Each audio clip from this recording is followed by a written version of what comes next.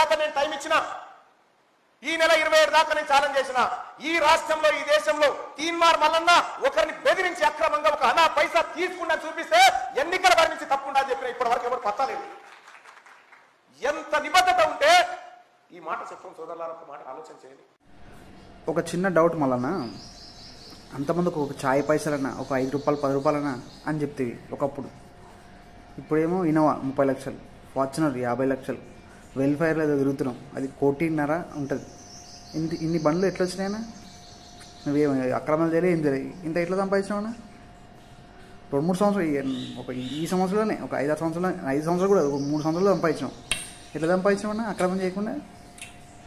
అయ్యో మరి నాకైతే తెలియదు మరి ఎట్లా సంపాదిస్తారు.